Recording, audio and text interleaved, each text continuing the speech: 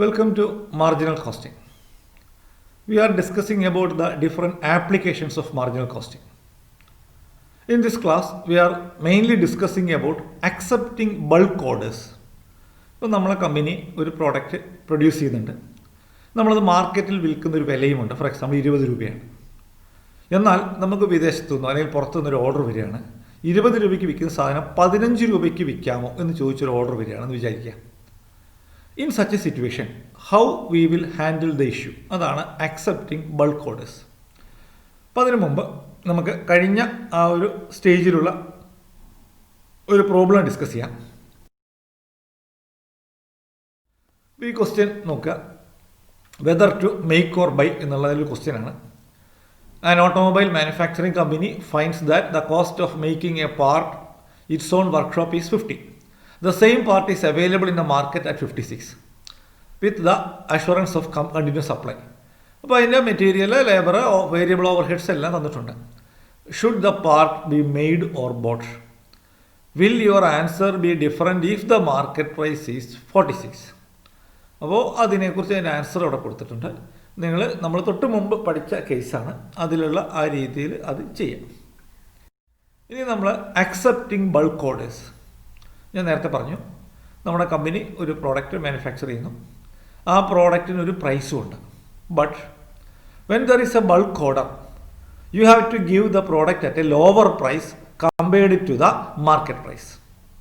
അപ്പം അങ്ങനെ വരുന്ന സമയത്ത് for exporting or exploring new markets with a view to utilise idle capacity, അത് പ്രത്യേകം ശ്രദ്ധിക്കുക. ഐഡിൽ കപ്പാസിറ്റി, ഇപ്പം നമ്മുടെ പ്ലാന്റിൻ്റെ കപ്പാസിറ്റി 10,000 യൂണിറ്റാണ്. എന്നാൽ നമ്മളിപ്പോൾ ഇവിടെ 5,000 യൂണിറ്റ് ഉൽപ്പാദിപ്പിക്കുന്നുള്ളൂ. ഫോർ എക്സാമ്പിൾ മാർക്കറ്റിലെ ഡിമാൻഡ് മൂലം നമ്മൾ 5,000 ഉൽപ്പാദിപ്പിക്കുന്നുള്ളൂ. അപ്പോൾ നമ്മുടെ ഐഡിയൽ കപ്പാസിറ്റി 5,000 ആണ്. സോ ആ 5,000 കൂടെ നമുക്ക് വേണമെങ്കിൽ പ്രൊഡ്യൂസ് ചെയ്യാം. അത് പ്രൊഡ്യൂസ് ചെയ്യുന്നത് നമുക്ക് ഫർദർ ആയിട്ടുള്ള വലിയ കോസ്റ്റ് വരുന്നില്ല. അപ്പോൾ if there is ideal capacity we can accept bulk orders. അപ്പോൾ അങ്ങനെ വരുന്ന സമയത്ത് that bulk orders may be at a price below market price. Bulk orders may be at a price below market price. അപ്പോൾ in such a situation the company, the management have to take a decision whether to accept the order of the product at a price below the market price. അപ്പോൾ if the price is above the marginal cost, if the price is above the marginal cost the order can be accepted. ശ്രദ്ധിക്കുക, marginal cost 15 രൂപയാണ്, അതിൻ്റെ price കോട്ടിരിക്കുന്നത് 16 രൂപയാണെന്ന് വിചാരിക്കുക. നമുക്ക് ചിലവ് 15 രൂപയേ ഉള്ളൂ, അതിനുള്ള വരവ് എത്ര രൂപയാണ്? 16 രൂപയാണ്. 1 രൂപ നമുക്കതിൽ ലാഭം കിട്ടും. എന്താ കാരണം? ഇപ്പോൾ ഓൾറെഡി 5,000 യൂണിറ്റ് പ്രൊഡ്യൂസ് ചെയ്യുമ്പോൾ ഉള്ള ഫിക്സഡ് കോസ്റ്റ് അതെല്ലാം അതുപോലെ തന്നെ നിൽക്കുന്നു. ഇത് നമ്മൾ എക്സ്ട്രാ പ്രൊഡ്യൂസ് ചെയ്യുമ്പോൾ വേരിയബിൾ കോസ്റ്റ് റിക്കവർ ചെയ്യുകയാണെങ്കിൽ അത് മുഴുവൻ നമുക്ക് ലാഭമാണ്. അപ്പോൾ നമ്മൾ ശ്രദ്ധിക്കേണ്ട കാര്യം ഇത്രയേ ഉള്ളൂ. നമ്മളൊരു മാർജിനൽ കോസ്റ്റ് സ്റ്റേറ്റ്മെൻറ്റ് പ്രിപ്പയർ ചെയ്യുന്നു, ആ ഒരു സിറ്റുവേഷൻ വെച്ചിട്ട്. അതിനുശേഷം നമ്മളത് അതിൻ്റെ കോൺട്രിബ്യൂഷൻ കണ്ടതിന് ശേഷം നമ്മളത് കാൽക്കുലേറ്റ് ചെയ്യും. ഓക്കെ, ഒരു പ്രോബ്ലത്തിലേക്ക് പോകാം. Himalaya manufactures and sells to customers 10,000 units per month at 12.50 per jar. അപ്പം ഒരു യൂണിറ്റിന് 12 രൂപ വെച്ചിട്ടാണ് വിൽക്കുന്നത്. കമ്പനിയുടെ നോർമൽ പ്രൊഡക്ഷൻ എന്ന് പറഞ്ഞാൽ 20,000 കപ്പാസിറ്റിയാണ്, 20,000 യൂണിറ്റ് ആണ്. പക്ഷേ ഇപ്പോൾ കമ്പനി എത്ര പ്രൊഡ്യൂസ് ചെയ്യുന്നുള്ളൂ? 10,000 മാത്രമേ പ്രൊഡ്യൂസ് ചെയ്യുന്നുള്ളൂ. ശ്രദ്ധിക്കുക, the capacity is 20,000 but it is producing only 10,000. അപ്പോൾ അവരുടെ ഈ 10,000ത്തിൻ്റെ expense, direct material 10,000, labour 24,750, power 1,400, miscellaneous supplies 4,300, jar ഇതുണ്ടാക്കാനുള്ള ആ കണ്ടന്റ് ഫില്ല് ജാറ് 6,000 രൂപ, fixtures fixed expenditure of manufacturing, selling and distribution cost 79,550, fixed ആയിട്ടുള്ളത് 79,550, total 1,26,000. The company has received an offer for the export under a different brand name of 1,20,000 jars at 10,000 jar per month at 7.50 per jar. അപ്പോൾ നമുക്ക് കമ്പനിക്ക് ഒരു വർഷത്തേക്ക് 1,20,000 ജാറിൻ്റെ ഒരു order കിട്ടി. അത് അപ്പോൾ ഒരു മാസം നമ്മൾ 10,000 ജാർ ഉണ്ടാക്കണം അറ്റ് 10,000 ജാർ പെർ മന്ത്. 7.5 രൂപയാണ് അവർ നമുക്ക് ഓഫർ ചെയ്തിരിക്കുന്നത്, 7.50. അപ്പോൾ you have to report the advisability. അതിൻ്റെ ഒരു അഡ്വൈസബിലിറ്റി എന്താണെന്ന് നമ്മൾ പഠിക്കണം. ഇപ്പോൾ 12 രൂപയ്ക്ക് വിൽക്കുന്ന സാധനം 7.5 രൂപയ്ക്ക് 10,000 യൂണിറ്റ് വെച്ച് എല്ലാ മാസവും കൊടുക്കാൻ പറ്റുമോ എന്നാണ് ചോദിച്ചിരിക്കുന്നത്. നമ്മുടെ കപ്പാസിറ്റി 20,000 യൂണിറ്റ് ആണ്. പക്ഷേ നമ്മളിപ്പോൾ പ്രൊഡ്യൂസ് ചെയ്യാൻ പോകുന്നത് 10,000 കൂടെ ചേർക്കുമ്പം അത് 20,000 ആണ്. അപ്പോൾ ഐഡിൽ കപ്പാസിറ്റി നമുക്ക് യൂട്ടിലൈസ് ചെയ്യാം. ഓക്കെ, അപ്പോൾ നമ്മൾ അതിൽ 2-3 കാര്യങ്ങൾ ശ്രദ്ധിക്കണം. അപ്പോൾ നമ്മളിപ്പോൾ ഇനിയും ഉൽപ്പാദിപ്പിക്കാൻ പോകുന്നത് എത്ര യൂണിറ്റ് ആണ്? ഇപ്പം നമ്മൾ പ്രൊഡ്യൂസ് ചെയ്യുന്ന 10,000 ആണ്. ഇനി നമ്മൾ പ്രൊഡ്യൂസ് ചെയ്യാൻ പോകുന്നത് 20,000 യൂണിറ്റ്സ് ആണ്. ശ്രദ്ധിക്കുക, now you are going to manufacture 20,000 unit. Already ഉള്ള 10,000 പ്ലസ് ഇപ്പം ഫർദർ ആയിട്ടുള്ള 10,000. അപ്പോൾ വേരിയബിൾ എക്സ്പെൻസ് എല്ലാം പ്രപ്പോർഷനേറ്റ് ആയിട്ട് ഡബിൾ ആവും. വേരിയബിൾ എക്സ്പെൻസ് എല്ലാം പ്രപ്പോർഷനേറ്റ് ആയിട്ട് ആനുപാതികമായിട്ട് ഡബിൾ ആവും. ബാക്കിയുള്ള ഫിക്സഡ് കോസ്റ്റ് സെയിം ആണ്. ഓക്കെ, അപ്പോൾ നമ്മുടെ സെയിൽസ് മൊത്തം എത്ര ആവുമെന്ന് ചോദിച്ചാൽ, സെയിൽസ് മൊത്തം ശ്രദ്ധിച്ചേ 10,000 unit at the rate of 12.50. അപ്പോൾ 1,25,000 ആണ് ഇപ്പോഴത്തെ സെയിൽസ്. ഓക്കെ, ഇനി വരാൻ പോകുന്ന സെയിൽസ് എത്രയാണ്? 10,000 jar at the rate of 7.50, 75,000. ഇപ്പോൾ ടോട്ടൽ സെയിൽസ് എന്ന് പറയുന്നത് 2 ലക്ഷം ആയിരിക്കും. ഓക്കെ, നമ്മൾ മാർജിനൽ കോസ്റ്റ് സ്റ്റേറ്റ്മെൻറ്റിലേക്ക് പോകാം. അപ്പോൾ നമുക്ക് അതിൻ്റെ സൊല്യൂഷൻ പ്രിപ്പയർ ചെയ്യുമ്പോൾ ശ്രദ്ധിക്കുക, ഒരു കാര്യം ഇത്രയേ ഉള്ളൂ. നമുക്ക് 2 സ്റ്റേറ്റ്മെൻറ്റ് കമ്പൈൻഡ് ആയിട്ട് വേണം. പ്രസൻറ്റ് പൊസിഷനും എന്താണ് ഫ്യൂച്ചർ, അതായത് ഈ ഓർഡർ സ്വീകരിച്ചാലുള്ള പൊസിഷനും. Okay, you have to prepare 2 columns. എന്താണ് present position and the next stage incorporating the export. അപ്പോൾ സെയിൽസ് ഇപ്പം ഞാൻ നേരത്തെ പറഞ്ഞു 10,000 അറ്റ് ദ റേറ്റ് ഓഫ് 12.50, 1.25 ലക്ഷമാണ് ഇപ്പോഴത്തെ സെയിൽസ്. എന്നാൽ ഇനിയുള്ള സെയിൽസ് എത്രയാണ്? 1.25 ലക്ഷം പ്ലസ് 10,000 ഇൻറ്റു 7.5, 75,000. അപ്പം 1.25 ലക്ഷം പ്ലസ് 75,000, 2 ലക്ഷമാണ് ഇനിയുള്ള സെയിൽസ്. അപ്പോൾ നമുക്ക് അതിന് വേരിയബിൾ കോസ്റ്റ് മൈനസ് ചെയ്യാം. ഇപ്പം നോക്കിയാൽ ഇപ്പം 10,000 ആണ്, അത് 20,000 ആക്കുമ്പം അത് പിന്നെ ഇരട്ടിയായി മാറും, 20,000 മാറും. ലേബർ 24,750, അത് ഇരട്ടിയാവും. പവർ അത് ഇരട്ടിയാവും. മിസലേനിയസ് സപ്ലൈസ്, മിസലേനിയസ് ആയിട്ടുള്ള വേരിയബിൾ എക്സ്പെൻസ് അതും ഇരട്ടിയാവും.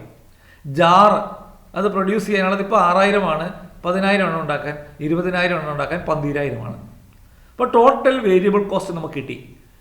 ഇപ്പം നമ്മൾ 10,000 യൂണിറ്റ് ആണ് പ്രൊഡ്യൂസ് ചെയ്യുന്നതെങ്കിൽ ടോട്ടൽ വേരിയബിൾ കോസ്റ്റ് 46,450 രൂപയാണ്, 46,450. എന്നാൽ നമ്മൾ 20,000 പ്രൊഡ്യൂസ് ചെയ്യുകയാണെങ്കിൽ നമ്മുടെ വേരിയബിൾ കോസ്റ്റ് 92,500 ആണ്. ഓക്കെ, വേരിയബിൾ കോസ്റ്റ് 92,500 ആണ്. ഇപ്പോൾ കോൺട്രിബ്യൂഷൻ എന്താ? Contribution sales minus variable cost. Sales 1,25,000 minus 46,450. Contribution of the current situation അത് 78,550 ആണ്, 78,550. എന്നാൽ നമ്മൾ 20,000 യൂണിറ്റിലേക്ക് പോകുമ്പോൾ when our sales is going to increase to 20,000 units, the contribution will be 1,07,100. എന്തായി? കോൺട്രിബ്യൂഷൻ കൂടി. അപ്പോൾ നമ്മൾ അതിൽ നിന്ന് ഫിക്സഡ് കോസ്റ്റ് മൈനസ് ചെയ്യുന്നു. അപ്പോൾ എത്രയാണ് ഫിക്സഡ് കോസ്റ്റ്? 79,550 ആണ് ഫിക്സഡ് കോസ്റ്റ്. അത് 10,000 യൂണിറ്റ് പ്രൊഡ്യൂസ് ചെയ്യുമ്പോൾ നമ്മൾ നഷ്ടമായിരുന്നു 1,000 രൂപ. എന്നാൽ 20,000 യൂണിറ്റിലേക്ക് മാറ്റുമ്പോൾ അവിടെ പ്രോഫിറ്റാണ്. എത്രയാണ് പ്രോഫിറ്റ്? 27,550. അപ്പോൾ ശ്രദ്ധിക്കുക, നമ്മളിത് ചെയ്യേണ്ട കാര്യം ഇത്രയേ ഉള്ളൂ. ഒരു കമ്പൈൻഡ് സ്റ്റേറ്റ്മെൻറ്റ് പ്രിപ്പയർ ചെയ്യാം. എങ്ങനെയാണ് കമ്പൈൻഡ് സ്റ്റേറ്റ്മെൻറ്റ്? കറണ്ട് സിറ്റുവേഷനെ ഉൾപ്പെടുത്തിക്കൊണ്ടുള്ള കമ്പൈൻഡ് സ്റ്റേറ്റ്മെൻറ്റ്, ഒരു സ്റ്റേറ്റ്മെൻറ്റും എക്സ്റ്റെൻഡഡ് സിറ്റുവേഷൻ 10,000 എന്നുള്ളത് 20,000 ആക്കുമ്പോൾ ഉള്ള സ്റ്റേജ്. അപ്പോൾ ശ്രദ്ധിക്കേണ്ടത് വേരിയബിൾ കോസ്റ്റ് എല്ലാം പ്രപ്പോർഷനേറ്റ് ആയിട്ട് വർദ്ധിക്കും. എന്ന് പറഞ്ഞാൽ 10,000 20,000 ഇരട്ടിയാകും. അല്ലെ അത് അതിൻ്റെ 50% ഉള്ളെങ്കിൽ അത് 50% വർദ്ധിക്കുള്ളൂ. വേരിയബിൾ കോസ്റ്റ് അത് യൂണിറ്റ് എത്രയാണോ കൂടുന്നത് അതനുസരിച്ചായിരിക്കും എന്ത് ചെയ്യുക? കൂടുക. ടോട്ടൽ വേരിയബിൾ കോസ്റ്റ് കാണുക. അതിൽ നിന്ന് എന്ത് കാണുക? കോൺട്രിബ്യൂഷൻ. അത് വേരിയബിൾ കോസ്റ്റ് മൈനസ് ചെയ്യുമ്പോൾ നമുക്ക് എന്ത് കിട്ടും? കോൺട്രിബ്യൂഷൻ. ആ കോൺട്രിബ്യൂഷൻ നമ്മൾ എന്ത് മൈനസ് ചെയ്യുക? ഫിക്സഡ് കോസ്റ്റ് മൈനസ് ചെയ്യുക. Then we will get the profit. അപ്പോൾ പ്രോഫിറ്റ് കൂടുകയാണെങ്കിൽ നമ്മൾ ആ ഓർഡർ അക്സെപ്റ്റ് ചെയ്യുന്നത്. അപ്പോൾ the offer to export 10,000 jar at 7.50 should be accepted because it will convert the loss of 1,000 into a profit of 27,550. Okay, one more problem. A company working at 60% capacity, or 60% ആണ് 6,000 unit of output. The following are available. 6,000 unit produce ചെയ്യുമ്പോൾ details ആണ്. Material 24,000, labour 12,000, variable overhead 6,000, fixed overhead 15,000. The output is sold at a price of 10 per unit. ഇപ്പോൾ നമ്മൾ വിൽക്കുന്നത് 10 രൂപയ്ക്കാണ്. The company receives an order to export 4,000 units at a rate of 8.50. ഇപ്പോൾ നമ്മൾ വിൽക്കുന്ന 10 രൂപയ്ക്ക് പകരം 8.5 രൂപയ്ക്ക് ഇത് വിൽക്കാൻ ഒരു ഓർഡർ വന്നിരിക്കുന്നത്. അപ്പോൾ നമ്മൾ നോക്കണം, നമ്മുടെ കപ്പാസിറ്റി ഇപ്പോൾ എത്രയാണ്? 60%. ഇനിയും 4000 യൂണിറ്റ് കൂടെ നമുക്ക് പ്രൊഡ്യൂസ് ചെയ്യാം. അപ്പോൾ നമ്മുടെ കപ്പാസിറ്റി ഓക്കെയാണ്. അപ്പോൾ നമ്മൾ അതിൻ്റെ സ്റ്റേറ്റ്മെൻറ്റ് പ്രിപ്പയർ ചെയ്യുന്നു. ശ്രദ്ധിച്ച എല്ലാവരും, നമ്മൾ രണ്ട് കോളംസ് എന്തൊക്കെയാണ്? പ്രസൻറ്റ് പൊസിഷൻ, രണ്ടാമത്തെ കോളം എന്താണ്? വിത്ത് എക്സ്പോർട്ട്. ഇപ്പം നമ്മൾ 6000 യൂണിറ്റ് ആണ്, ഇനിയും അത് എത്രയാകാൻ പോവാണ്? 10000 ആവാൻ പോവാണ്. എന്താ കാരണം? 6000ൻ്റെ കൂടെ 4000 കൂടെ എക്സ്ട്രാ വരികയാണ് എക്സ്പോർട്ട്. അപ്പോൾ നമ്മുടെ സെയിൽസ് നോക്കിയേ, സെയിൽസ് എന്ന് പറയുന്നത് ഇപ്പം 6000 × 10 60,000 ആണ്. 6000 × 10 60,000 ആണ്. എന്നാൽ ഇനിയും അപ്പോൾ അതിൻ്റെ വേരിയബിൾ കോസ്റ്റ് നമുക്ക് തന്നിരിക്കുന്നതാണ്. Material cost, labour, variable overhead. അപ്പോൾ നമുക്ക് ടോട്ടൽ വേരിയബിൾ കോസ്റ്റ് കിട്ടി. കോൺട്രിബ്യൂഷൻ എത്രയാണ്? കോൺട്രിബ്യൂഷൻ 18,000. Fixed cost 15,000. ബാലൻസ് എത്രയാണ്? പ്രോഫിറ്റ് 3000. എന്നാൽ നമ്മൾ എക്സ്പോർട്ട് അക്സെപ്റ്റ് ചെയ്യണം. അപ്പം നമ്മുടെ സെയിൽസ് എന്ന് പറയുന്നത് 20,000 യൂണിറ്റ് ആണ്.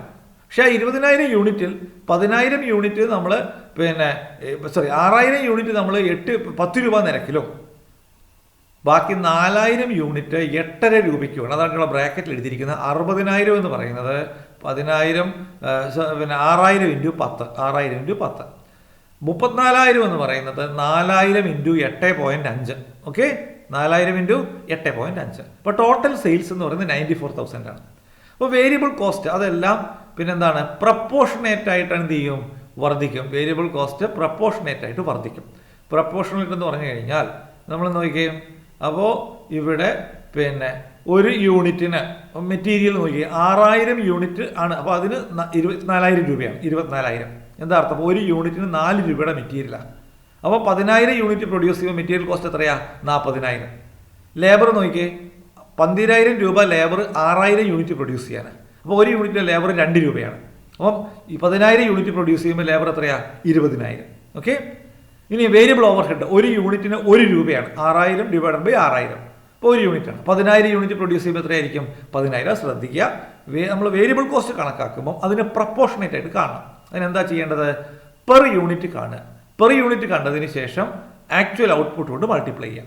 അപ്പം വേരിയബിൾ കോസ്റ്റ് വിത്ത് എക്സ്പോർട്ട് അത് 70,000 ആണ്. 70,000 ആണ്. അപ്പോൾ നമ്മൾ ടോട്ടലിൽ നിന്ന് എന്ത് മൈനസ് ചെയ്യുന്നു? വേരിയബിൾ ഓവർ ഹെഡ് മൈനസ് ചെയ്യുന്നു. അപ്പോൾ നമുക്ക് എന്ത് കിട്ടും? കോൺട്രിബ്യൂഷൻ. എത്രയാണ് കോൺട്രിബ്യൂഷൻ? 18,000 വും 24,000.